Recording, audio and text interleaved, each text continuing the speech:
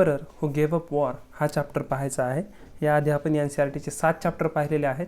यामध्ये जवळपास आपल्याला 9 मुद्द्यांना स्पर्श करायचा आहे.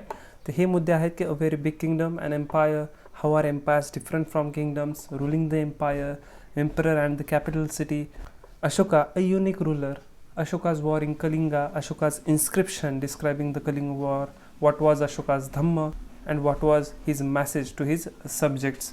तर जवळपास आपल्याला ह्या इंडेक्सवरून दिसून येईल की आपल्याला अशोकांवरतीच ह्या चॅप्टरमध्ये पूर्ण माहिती घ्यायची आहे. त्यामध्ये अशोकांचीच जास्त माहिती सांगितलेली आहे. जी काही आपण आधीच्या चॅप्टरमध्ये मोठं साम्राज्य पाहिलं होतं, मगध महाजनपद पाहिलं होतं, त्याच्याच लिंकमध्ये किंवा त्याचीच एक साखळी जोडणारी हा पुढचा चॅप्टर आहे. यामध्ये आपल्याला अशोकांविषयी खूप माहिती घ्यायची आहे. तर थोड्याफार महत्त्वाच्या कन्सेप्ट आहेत त्या समजून घ्यायच्यात आणि त्यानंतर एक एक स्लाईड बघून घ्यायची आहे. तर पहिली स्लाईड आहे a very big kingdom and empire. आता इंडेक्सवरून आपल्याला दिसून आलं की या चॅप्टरमध्ये आपल्याला अशोकांविषयी माहिती घ्यायची आहे. पण आपल्याला एक गोष्ट माहिती आहे की अशोकांचं जे काही राज्य होतं त्याला छोटं राज्य न म्हणता ते खूप मोठं राज्य होतं. त्याला साम्राज्य म्हटलं जायचं. ते एक किंगडम नसून एक एम्पायर होतं. तर त्याला एम्पायर का म्हटलं जात होतं? ते असं त्याच्यामध्ये काय असे विशेष गुण होते की ज्याच्यामुळे त्याला एम्पायर म्हणून ओळखलं जाऊ लागलं.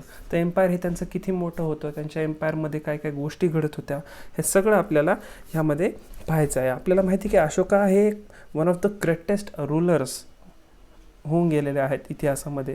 त्यांनी त्यांच्या ज्या काही इन्स्ट्रक्शन्स आहेत ते त्यांनी मोठमोठ्या पिलरवरती त्यांनी त्या कोरल्या, जसं की त्यांनी खूप मोठे शिलालेख कोरलेले आपल्याला माहिती आहे.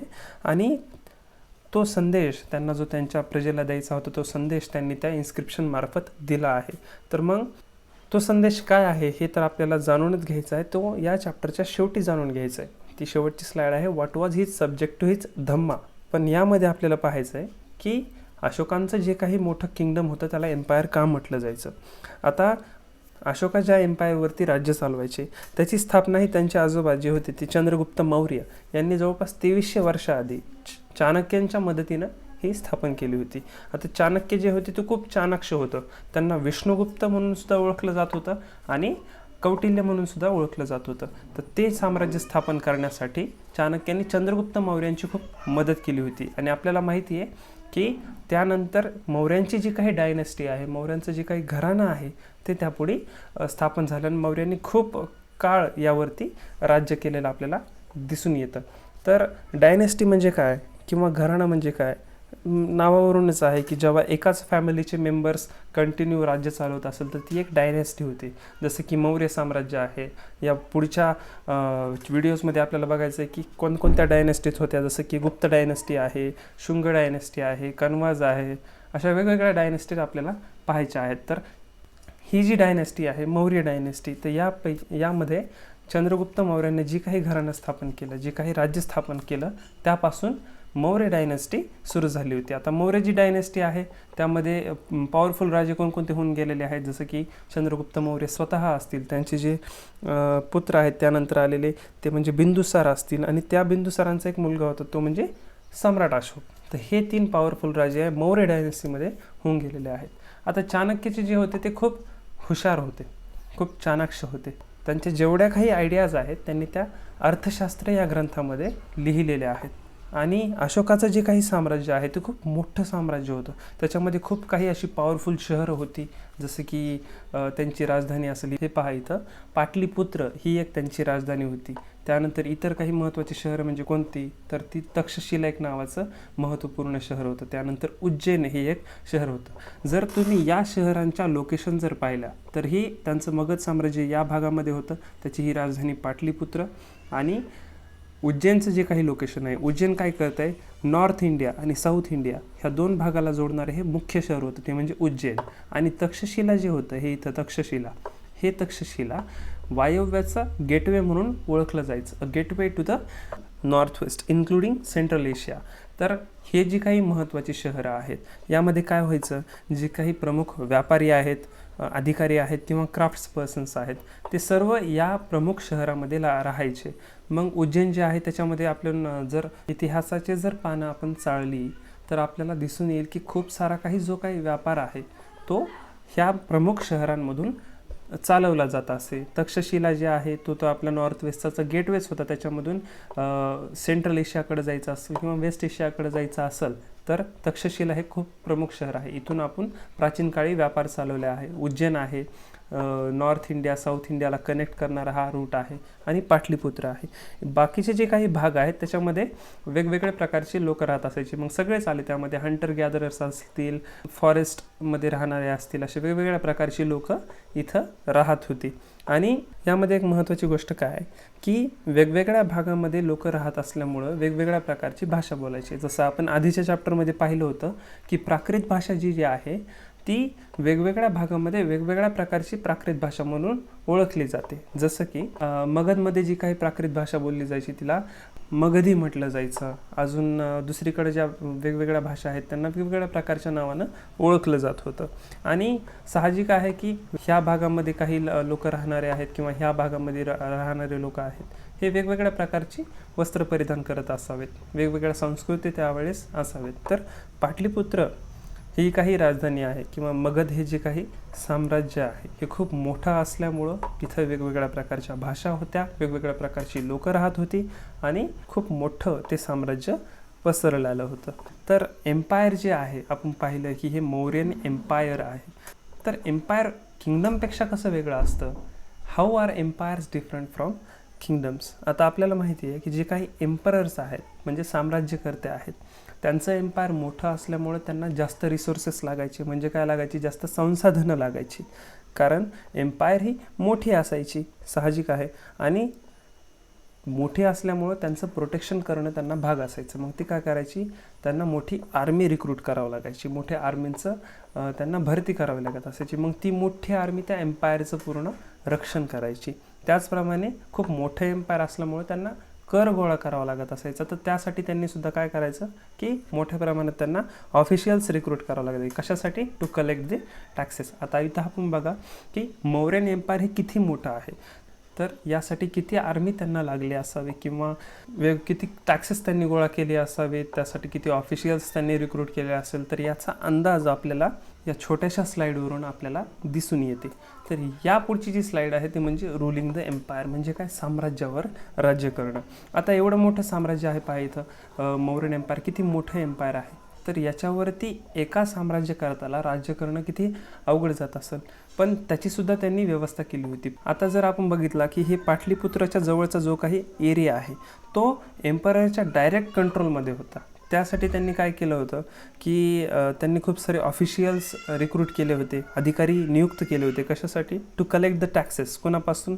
फार्मर्स असतील, अन्न गोळा करणारे असतील, क्राफ्ट पर्सन्स असतील आणि व्यापारी असतील, जे की छोट्या छोट्या विलेजेसमध्ये आणि शहरांमध्ये राहणारी जी काही अशी मंडळी होती त्यांच्याकडून टॅक्सेस गोळा करण्यासाठी एम्पररनं ऑफिशियल्स नियुक्त केले होते. आणि खूप सारे जे ऑफिशियल्स एम्पररनं नियुक्त केले होते त्यांना नियमित पगार चालू असायचा. आणि जे काही ऑफिशियल्स त्यांनी नियुक्त केलेलेच होते, पण त्याचप्रमाणे त्यांनी काय केलं होतं की हेरगिरी करणारे जे आहे, स्पाईज म्हणू आपण त्यांना, आणि मॅसेंजर आहेत, म्हणजे एका राजाचा मॅसेज समजा दुसऱ्या ठिकाणी पाठवायचा असेल तर ते मॅसेंजर्स म्हणजेच काय? संदेशवाहक आणि हेरगिरी करणारे असे खूप जण एम्पररनं नियुक्त केले होते. आता हे हेरगिरी करणारे काय होते? ते अधिकाऱ्यांवर नजर ठेवून असायचे. जर एखादा ऑफिशियल व्यवस्थित टॅक्स कलेक्ट करतोय का, प्रशासनामध्ये करप्शन तर करत नाही ना, ह्या सगळ्या गोष्टीवर नजर ठेवण्यासाठी एम्पररनं स्पाईज रिक्रूट केलेलं आपल्याला दिसून येतं. आणि हे जे काही मॅसेंजर्स आहेत म्हणजे संदेशवाहक, हेरगिरी करणारे असतील किंवा ऑफिशियल असतील, या सर्वांवर तो एम्परर स्वतः म्हणजे त्यांना सुपरवाईज करायचा, त्यांच्यावरती नजर ठेवून असायचा. तर त्यांच्यावर नजर ती कशी ठेवली असायची? तर एक प्रकारची हायरार्की आहे पहा. सगळ्यात वरी कोण? तर सगळ्यात वरी राजा असायचा. राजाच्या खाली कोण? राजाच्या खाली मंत्रिमंडळ. मंत्रिमंडळ कोणावरती नजर ठेवणार? हे जे काही संदेशवाहक आहेत किंवा हेरगिरी करणारे आहेत त्यांच्यावर ते मंत्री नजर ठेवून असायचे. आणि त्यांच्या खाली कोण? हेरगिरी करणाऱ्याच्या खाली कोण? अधिकारी, जे काही ऑफिशियल्स आहेत, टॅक्सेस गोळा करणारे आहेत, त्यांच्यावरती नजर ठेवण्यासाठी हे स्पाईज असायचे. तर अशा प्रकारची एक हायरार्की आपल्याला त्यावेळेस त्या ॲडमिनिस्ट्रेशनमध्ये, त्या प्रशासनामध्ये दिसून येते. आणि there were other areas or provinces. आता आपण जर पाहिलं की एवढं मोठं एम्परर होतं. आता आपण एक सध्याच्या तुलनेमध्ये बघितलं की आपला भारत हा एवढा मोठा आहे आणि आपलं जे काही पंतप्रधान PMOचं ऑफिस आहे ते दिल्लीमध्ये आहे. पण त्यांनी काय केलेलं आहे, प्रशासनाच्या सोयीसाठी वेगवेगळी राज्य तयार केली. जसं की महाराष्ट्र असेल, मध्य प्रदेश, उत्तर प्रदेश अशी वेगवेगळी राज्य तयार केली आणि त्या राज्यामध्ये त्यांनी त्यांचा प्रतिनिधी पाठवला, म्हणजे राज्यपाल पाठवले आणि राज्यपालाच्या मार्फत मुख्यमंत्री अशी निवडणूक केली. तर त्यावेळीसुद्धा अशीच एक प्रकारची सिस्टम होती. त्यावेळेस काय केलं एम्पररनं, की त्या एम्पायरमध्ये असे वेगवेगळे प्रांत त्यांनी पाडले. जसं की हा तक्षशिलाच्या इकडचा एक प्रांत असेल, उज्जैनच्या इकडचा एक प्रांत असेल, साऊथच्या इथे एक प्रांत, इथे एक प्रांत. तर अशा वेगवेगळ्या प्रांतावरती त्यांनी काय केलं, जे काही राजपुत्र असायची, प्रिन्सेस असायची, त्यांना राज्यपाल म्हणून अशा ठिकाणी ते पाठवायचे. आणि ते राज्यपाल काय करायचे किंवा ते राजकुमार जे असायचे त्यांचं कार्य काय करायचं, की जे काही लोकल कस्टम्स आहेत किंवा नियम आहेत त्यांचं पालन करून ते तिथं प्रशासन चालवायचे. तर अशा प्रकारचे ॲडमिनिस्ट्रेशन त्यावेळेस त्या एम्पायरवरती होती. आता जर तुम्ही इथं पाहिलं की समजा उज्जैन ही एक प्रांत आहे, तक्षशिला हे एक प्रांत आहे आणि पाटलीपुत्र ही तर राजधानी आहे. एम्परर या राजधानीपासून या प्रांतांपर्यंत कंट्रोल ठेवायचा. तो कंट्रोल कसं ठेवायचा, त्यांनी काय केलं, आपले राजपुत्र ह्याच्यावरती राज्यपाल म्हणून नियुक्त केले होते. हे राज्यपाल इथे प्रशासन चालवायचे. परंतु यामधला जो काही गॅप आहे बघा, पाटलीपुत्र आणि उज्जैन यामध्ये खूप मोठा फरक आहे, खूप वास्ट डिस्टन्स आहे यामध्ये. तर याच्यामध्ये त्यांनी काय केलं, ह्या वास्ट डिस्टन्समध्ये रिव्हर्स कन्स्ट्रक्ट केल्या, रोड्स कन्स्ट्रक्ट केल्या. जे त्यांना कमी काय पडलं, त्यांनी ते ट्रान्सपोर्टसाठी सुद्धा ते उपयोगी झाले आणि वेगवेगळे टॅक्स असतील किंवा लोकांकडून ट्रिब्यूट कलेक्ट करण्यासाठी ते सुद्धा त्यांना कामी पडलं. आणि चाणक्यांनी जो ग्रंथ लिहिलेला आहे तो म्हणजे अर्थशास्त्र. त्या अर्थशास्त्रामध्ये सुद्धा लिहिलेलं आहे, ब्लँकेटसाठी नॉर्थ वेस्ट हे इम्पॉर्टंट आहे. जे काही ब्लँकेट आहेत त्या खूप चांगल्या प्रकारे इथं बनल्या जातात असं अर्थशास्त्रामध्ये सांगितलेलं आहे. साऊथ इंडिया आहे, तिथून गोल्ड खूप इम्पॉर्टंट आहे आणि वेगवेगळ्या प्रकारचे जे स्टोन्स आहेत, प्रेशियस स्टोन्स, मग डायमंड असतील, वेगवेगळ्या प्रकारचे स्टोन्स आपण आधीच्या चॅप्टरमध्ये पाहिलेले आहेत. अशा प्रकारचे स्टोन्स साऊथ इंडियामधून इम्पोर्ट केले जायचे. मग बघा, नॉर्थ वेस्टमधून ब्लँकेट असेल, साऊथ इंडियामधून वेगवेगळे प्रेशियस स्टोन्स, गोल्ड हे सगळं इम्पोर्ट केलं जायचं. तर अर्थशास्त्रामध्ये सांगितलेलं आहे की हे जे काही एरियाज आहेत ते इम्पॉर्टंट होते. मग हे असू शकतं, it is possible that these resources were collected as a tribute. मग ट्रिब्यूट काय भानगड आहे, ज्याप्रमाणे कर गोळा केला जातो. मग कर काय असतो, टॅक्स काय असतं, की एका रेग्युलर बेसिसवर ते तुमच्याकडून कलेक्ट केला जातो. पण ट्रिब्यूट कसा असतो, ट्रिब्यूट म्हणजे आपल्या विलिंगली, म्हणजे आपल्या इच्छेनुसार आपण दिलेली एखादी वस्तू असेल त्याला आपण ट्रिब्यूट म्हणतो. तर त्यावेळेस त्या भागामध्ये खूप सारे असे जंगलानं व्यापलेले असे भाग होते. जे काही लोक त्या भागामध्ये राहत असायचे तर ते थोड्या जास्त प्रमाणामध्ये इंडिपेंडंट असायचे. पण खूप जे काही होते ते राजाला ट्रिब्यूट म्हणून किंवा राज्याला ट्रिब्यूट म्हणून वेगवेगळ्या गोष्टी भेट द्यायचे. जसं की एलिफंट असतील, लाकडं असतील, टिंबर, मध असेल, मेण असेल, ही काही ज्या वस्तू आहेत ते जे काही मौर्यांचे ऑफिशियल्स आहेत त्यांना ट्रिब्यूट म्हणून ह्या गोष्टी दिल्या जायच्या. तर यानंतर आपल्याला बघायचं की emperor and the capital city. हे एक छोटीशी एक स्टोरी टाईप दिलेली आहे. यामध्ये खूप सारी माहिती आपल्याला घेण्यासारखी आहे. ती म्हणजे पश्चिम आशियामध्ये एक ग्रीक शासक होता, ज्याचं नाव होतं सेल्युकस निकेटर. यानं काय केलं, त्याचा एक दूत मेगस्थेनीस याला चंद्रगुप्त मौर्याच्या दरबारात ठेवलं होतं. मेगस्थेनीस जो होता त्याने काय केलं, ज्यावेळेस ते चंद्रगुप्त मौर्यांच्या दरबारामध्ये दूत म्हणून होता, ॲम्बेसेडर म्हणून होता, त्यावेळेस त्यांनी ऑब्झर्वेशन केलं की चंद्रगुप्त मौर्याचं ॲडमिनिस्ट्रेशन कसं आहे, इथली राजाची पद्धत कशी आहे, इथली लोक कशी आहेत. तर या सर्व गोष्टी मेगास्थेनीसनं काय केलं, इंडिका नावाच्या ग्रंथामध्ये राजधानीविषयी काही लिहिलं होतं. तर यावरून आपल्याला काय दिसून येतं की त्यावेळेस जो काही एम्परर होता त्याची कॅपिटल सिटी जी आहे, राजधानीचं जे शहर होतं ते कशा प्रकारचं होतं. ज्या वेळी समजा आता काय व्हायचं राजधानीमध्ये, ज्या वेळेस राजा लोकांमध्ये जायचा त्यावेळी त्याचा प्रवेश मोठ्या आनंदाने साजरा केला जायचा. मग तो कसा साजरा केला जायचा, एम्परर जो आहे ज्यावेळेस लोकांमध्ये जायचा त्याला सोनेरी वाहनात नेलं जायचं. जे काही त्याचं जे बसण्याचं पॅलनक्वीन आहे तर त्याच्यामध्ये ते पॅलनक्वीन गोल्डन असलं जायचं आणि त्याच्यामध्ये त्याला लोकांमध्ये नेलं जायचं. त्याचे जे काही बॉडीगार्ड आहेत त्यांना सोनेरी आणि चांदीच्या अलंकाराने आभूषित अशा हत्तीवर रूढ केलं जायचं. म्हणजे त्या अशा हत्तीवर ते बसायचे आणि राजधानीमध्ये जायचे. काही रक्षक जे होते ते जिवंत पक्षी आणि पोपट यांच्यासोबत चालायचे आणि किंग जो असायचा त्याला सराउंडेड केलेलं असायचं. कोणी ज्या काही कुशल स्त्रिया असायच्या, ज्या की युद्ध नीती ज्यांना कळायची, अशा स्त्रिया ज्या असायच्या त्यांचा घेराव्यात ते असायचं. म्हणजेच काय, the king is normally surrounded by a armed woman आणि he is afraid that someone may try to kill him. राजा हा नेहमी भीतीमध्ये असायचा की जर तो बाहेर गेला तर त्याला कुणी मारू नये. आणि मेगास्थेनीजनं आणखी काही गोष्टी लिहिलेल्या आहेत. त्या म्हणजे काय, जर राजाला समजा एखादी गोष्ट खायची असेल तर ते त्याच्यामध्ये विष मिळवलं आहे का नाही, तर या गोष्टी जाणून घेण्यासाठी त्याच्यासाठी एक स्पेशल सर्वंट्स असायचे to test the food before he eats. म्हणजे त्यांनी खाण्याआधी ते अन्न त्या सर्वंट्सना दिलं जायचं की त्याच्यामध्ये विष मिसळलं आहे का नाही, या गोष्टी जाणून घेण्यासाठी स्पेशल सर्वंट्स असायचे.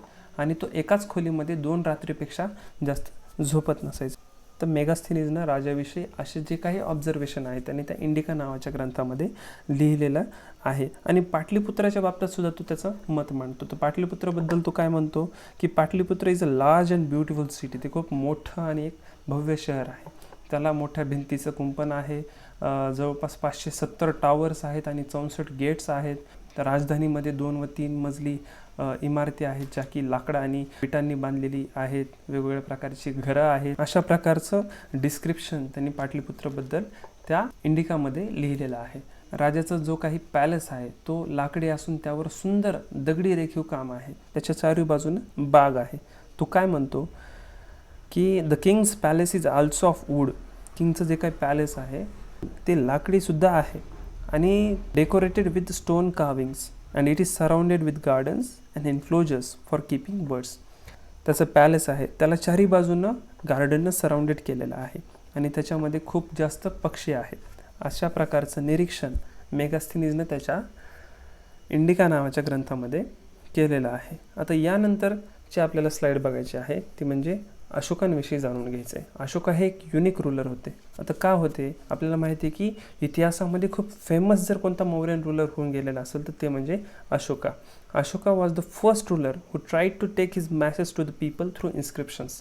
अशोका जे होते तर ते लोकांपर्यंत आपला जो काही संदेश आहे तो शिलालेखामार्फत पोहोचवणारे ते प्रथम शासक होते. त्यांचे जे काही शिलालेख असायचे तर ते प्राकृत भाषेमध्ये असायचे आणि त्याची जी काही लिपी असायची ती ब्राह्मी लिपी असायची. ह्या महत्त्वाच्या गोष्टी आहेत. काय की अशोका हे शिलालेखामार्फत संदेश पोहोचवणारे पहिले शासक होते. त्यांचे शिलालेख हे प्राकृत भाषेमध्ये असायचे आणि जी लिपी त्यांनी त्या शिलालेखावरती वापरली होती ती ब्राह्मी लिपी असायची. ह्या गोष्टी महत्त्वाच्या आहेत. तर मग अशोकांचे संदेश काय दिले हे तर आपल्याला पुढे पाहायचंच आहे, पण त्याच्या पुढे एक स्लाईड आहे ती म्हणजे महत्त्वाची आहे की अशोकाज वॉर इन कलिंग. अशोकाचं जे काही युद्ध झालं होतं कलिंगासोबत त्याविषयीची याच्यामध्ये माहिती आहे. आता कलिंग जे आहे ते काय आहे, एक कोस्टल रिजन होता. त्यावेळेस एक कोस्टल राज्य होतं, म्हणजे समुद्रकिनारी असणारं एक राज्य होतं. त्याचं आजचं जे काही ओडिसा आहे तिथं कलिंग हे राज्य होतं. कलिंग हे ओडिशाचं प्राचीन नाव आहे. अशोकाला कलिंग कॉन्कर करायचं होतं. त्यासाठी अशोकांनी काय केलं, he fought a war to conquer the Kalinga.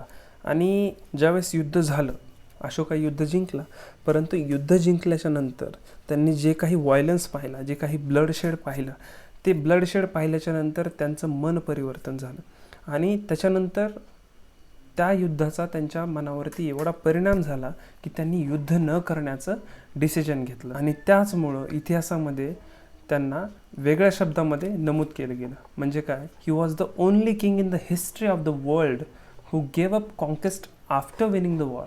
म्हणजे युद्ध जिंकल्याच्या नंतर असा तो जगातला एकमेव राजा आहे ज्यांनी युद्ध करणं सोडून दिलं. का? कारण त्यांनी ते ब्लडशेड पाहिला होता, रक्त आणि हिंसा पाहून त्यांचं मन परिवर्तन झालं होतं. तर हा होता अशोकाच वॉर. तर आपण या आधीच्या स्लाईडमध्ये पाहिलं होतं की अशोका हे फेमस रूलर का होते, कारण त्यांनी त्यांचा जो काही मॅसेज आहे तो त्यांनी इन्स्क्रिप्शनद्वारे दिला होता.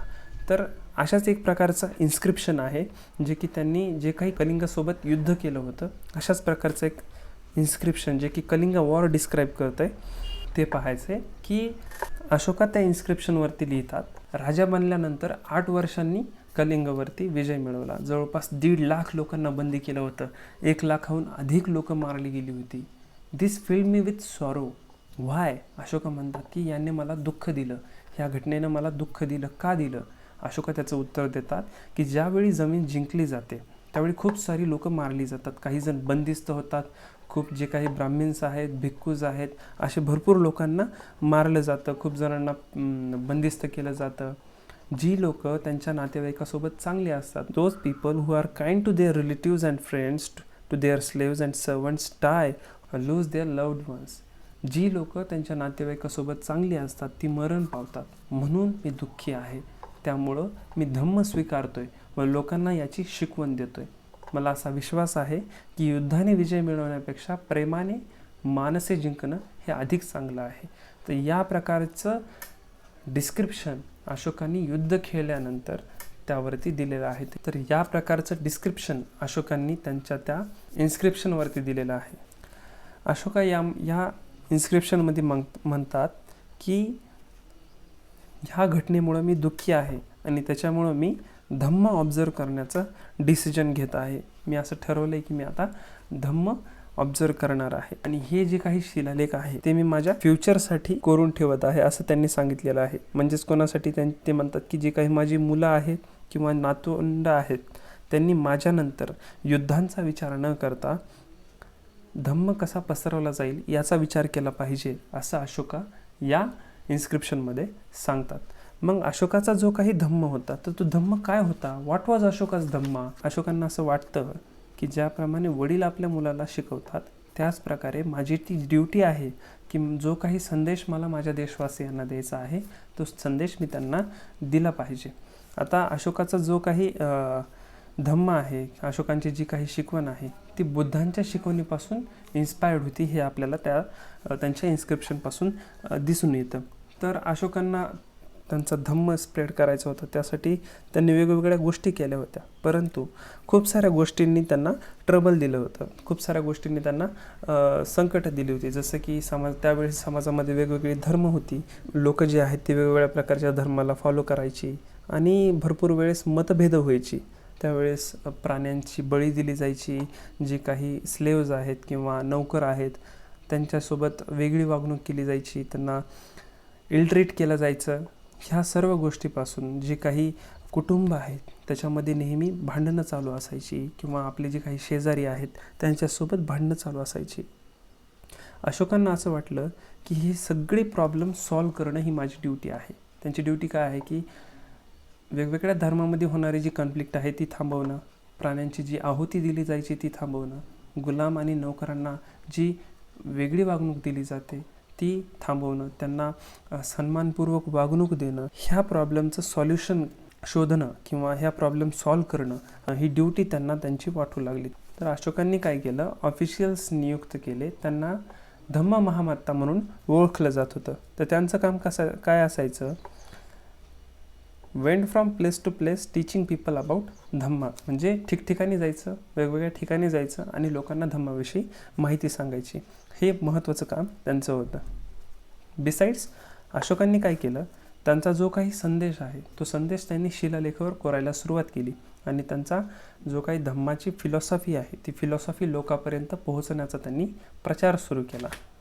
त्यांनी धम्म महामात्ताची निवड केली किंवा आपल्या धर्माचा प्रचार केला. या सर्व गोष्टी झाल्याच्या नंतर सुद्धा त्यांनी शिलालेख कोरले आणि त्यांनी त्यांच्या अधिकाऱ्यांना सांगितलं की ज्या लोकांना हा शिलालेख समजत नाही किंवा ज्यांना वाचता येत नाही त्यांना हा शिलालेख वाचून दाखवायचा, असं त्यांनी स्ट्रिक्टली इन्स्ट्रक्ट केलं होतं त्यांच्या ऑफिशियल्सला. त्याचबरोबर अशोकांनी काय केलं, बाहेर देशात सुद्धा आपला धम्म पोहोचावा यासाठी त्यांनी प्रयत्न केले. त्यांनी काय केलं, सिरिया असेल, इजिप्त असेल, ग्रीस असेल किंवा श्रीलंका असेल येथे त्यांनी त्यांचे ऑफिशियल्स पाठवले. त्यांनी जे ऑफिशियल्स तयार केले होते धम्म महामात्ता नावाचे त्यांना त्यांनी या वेगवेगळ्या देशामध्ये पाठवलं आणि धम्माचा प्रचार त्यांनी त्यावेळेस केला. त्याचबरोबर त्यांनी काय केलं, वेगवेगळे मेडिकल ट्रीटमेंट्ससाठी त्यांनी दवाखाने टाकल्याचं आपल्याला पुरावे आहेत. जसं की त्यांनी माणसांसाठी आणि प्राण्यांसाठी सुद्धा मेडिकल ट्रीटमेंट त्यावेळेस सुरू केलेली दिसून येते. तर हा होता अशोकांचा धम्मा. पण अशोकांनी जो काही मॅसेज दिला त्यांच्या सब्जेक्टला तो मॅसेज काय होता की त्यांनी सांगितलं की ज्यावेळेस लोक आजारी पडतात किंवा त्यांची मुलं बाळांची लग्न होतात किंवा एखाद्या घरी नवीन मूल जन्माला येतं किंवा ते एखाद्या वेगवेगळ्या प्रवासाला जातात त्यावेळेस लोक काय करायची, वेगवेगळ्या सॅक्रिफायसेस करायची किंवा रिच्युअल्स पूर्ण करायची आणि अशोकांचं म्हणणं होतं की हे जे काही ते रिच्युअल्स करतात, अभिषेक करतात, हे युजफुल नाही आहेत. त्या सर्व रिच्युअल्स करण्यापेक्षा अशोक म्हणत की लोकांनी दुसऱ्या प्रॅक्टिसेस फॉलो केल्या पाहिजे. तर दुसऱ्या प्रॅक्टिसेस काय आहेत अशोकांच्या मते, की जे काही आपले दास आहेत किंवा नौकर आहेत यांच्यासोबत नम्रपणे आपण वागायला पाहिजे. जे आपले एल्डर्स आहेत, रिस्पेक्टिंग वन्स एल्डर्स, जे काही क्रिएचर्स आहेत किंवा निसर्गाने जी काही गोष्टी तयार केलेल्या आहेत त्या सर्व गोष्टीचा आदर करणे. Treating all creatures with compassion, जेवढी काही निसर्गानं गोष्टी निर्माण केलेल्या आहेत त्या सर्व गोष्टीचा कंपॅशननं त्यांना ट्रीट करायला पाहिजे असं अशोका सांगतात. त्याच्याच नंतर जे काही ब्राह्मिन्स आहेत किंवा मॉन्क्स आहेत त्यांना गिफ्ट दिले पाहिजेत. आणि अशोक काय सांगतात, आपल्या धर्माचं गुणगान गाणं, कौतुक करणं आणि दुसऱ्या धर्माला नाव ठेवणं ह्या दोन्ही गोष्टी चुकीच्या आहेत. अशोक म्हणतात की प्रत्येकाने प्रत्येक धर्माचा आदर केला पाहिजे. जर आपण हिंदू आहात तर आपण आपल्याही धर्माचा आदर केला पाहिजे आणि जर इतर धर्माचे लोक आहेत त्यांचासुद्धा आपण आदर केला पाहिजे असा अशोकांचा मॅसेज आहे. अशोक त्यापुढे काय सांगतात की जर दुसऱ्याच्या धर्माबद्दल वाईट बोलून कोणी स्वतःच्या धर्माचं कौतुक करत असेल तर तो कौतुक करत नसून स्वतःच्या धर्माचं नुकसान करत आहे असं अशोक म्हणायचे. हा खूप महत्त्वाचा संदेश इथं या चॅप्टरमध्ये NCERTनं आपल्याला मिळतो. अशोकांनी जो काही मॅसेज दिलेला आहे तो आजही तितकाच लागू पडतो जितका त्यावेळेस लागू पडायचा. त्यामुळं प्रत्येक व्यक्तीनं काय केलं पाहिजे, दुसऱ्याचा जो काही धर्म आहे त्याच्या ज्या बेसिक आयडियाज आहेत त्या समजून घेतल्या पाहिजे आणि त्यांचा आदर केला पाहिजे असा महत्त्वपूर्ण संदेश सम्राट अशोकांनी या इन्स्क्रिप्शनमधून त्यांच्या सब्जेक्टला दिलेला आपल्याला दिसून येतो. तर मित्रांनो, हा होता NCERTचा 8वा चॅप्टर म्हणजेच Ashoka the emperor who gave up war.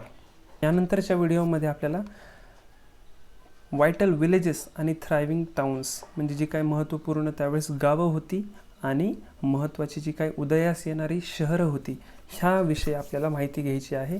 याच चॅप्टरची लिंक पुढच्या चॅप्टरला असून हा चॅप्टर समजणं खूप महत्त्वाचं आहे. अशी आशा करतो की तुम्हाला हा चॅप्टर समजला असेल आणि जर कोणती गोष्ट समजली नसेल तर तुम्ही मला कमेंट बॉक्समध्ये विचारू शकता. आणि जर तुम्हाला हा चॅप्टर आवडला असेल तर तुम्ही आमच्या चॅनलला सबस्क्राईब करा आणि जे बेल आयकॉन आहे त्यावरती प्रेस करा. म्हणजे मी जर एखादा व्हिडिओ अपलोड केला तर त्याची नोटिफिकेशन तुम्हाला लवकर मिळेल आणि तो तुम्ही व्हिडिओ पाहू शकाल. थँक्यू.